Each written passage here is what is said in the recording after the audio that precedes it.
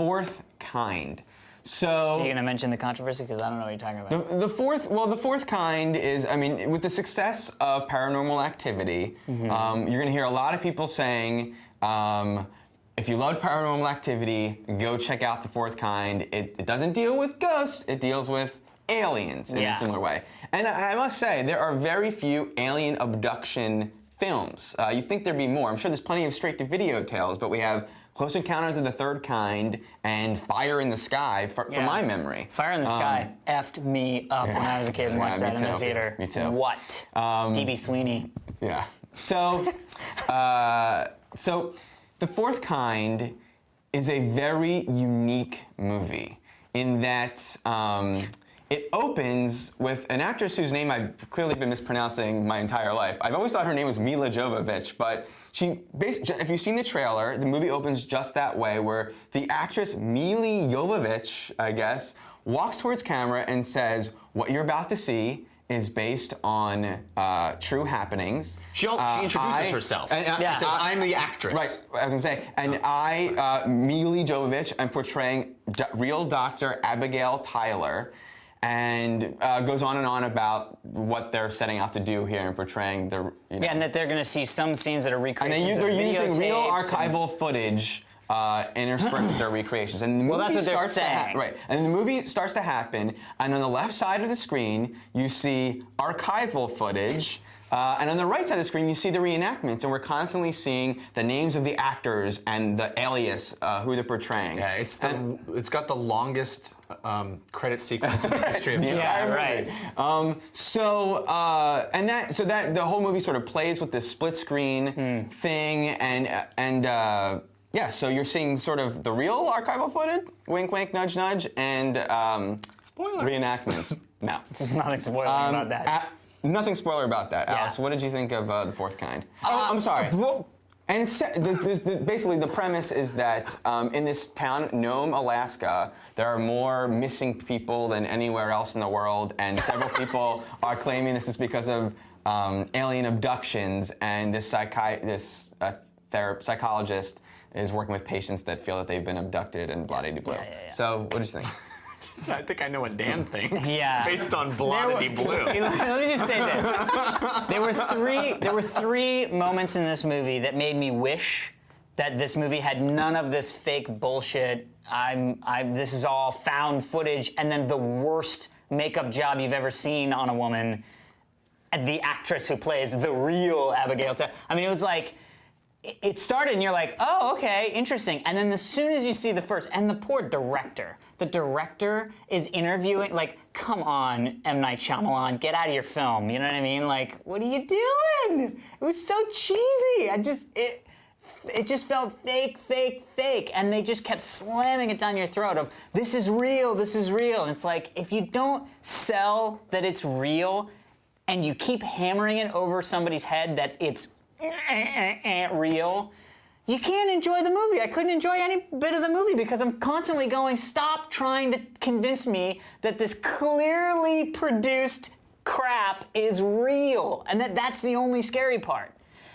Then there are three moments in this movie that genuinely goosebumps. Oh my God, I wanted them to get rid of all this bullshit, and I don't know if it was supposed to be this way or they went, wow, Paranormal Activity is great, let's just jam this BS part down. But I wanted to see the movie that wasn't that because it was so freaking creepy at times. I mean, genuinely like, what? Lights on at home by myself, creepy, you know what I mean?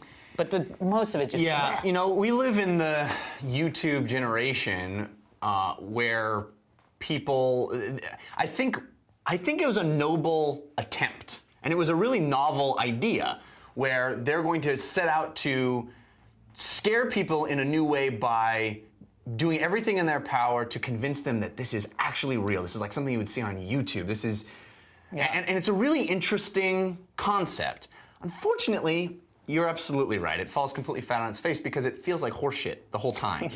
And it's hard not to compare this to Paranormal Activity, which achieved a verisimilitude that this, with just two actors and a camera, that this movie wishes it could achieve. You know, there is at no point did I ever buy all that stuff, even though they keep reinforcing it, just like you, Alex. And I walked out of this movie feeling genuinely disturbed. Yeah.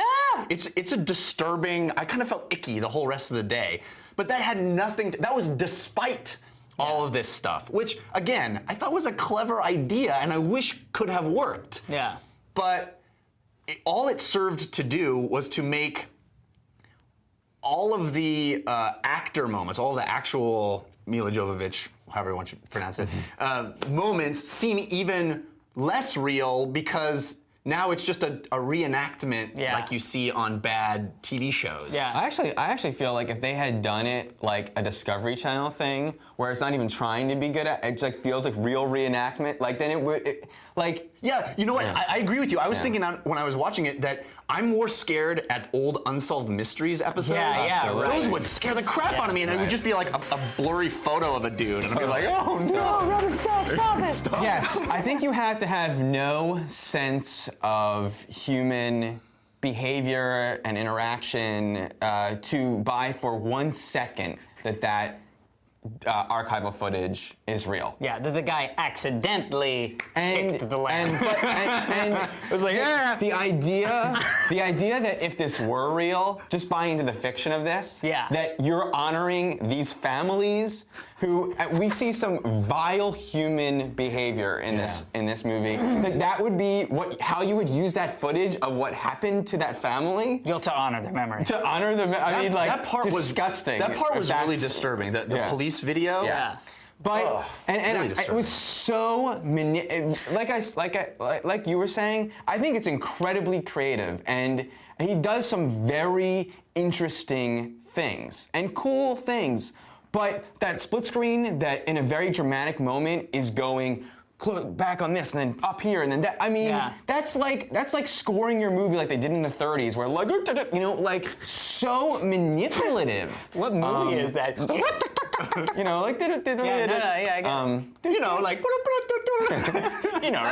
Oh, you're talking like. Oh, Charlie Chaplin's a Shankar. Hello, honey. Hello. Anyway, so well, here's the thing, and this is a big difference I think with Paranormal Activity and this movie is, one, I never bought for a second that Paranormal Activity was real. But they don't drive it home so much that you allow yourself to go, if this was real, this is what it would look like. They do a great job of And that. the difference between them two is Paranormal Activity and Blair Witch Project, no one says, this is archival footage. This is that, and people suddenly got in the zeitgeist. At the beginning of Paranormal Activity does say this video was but it's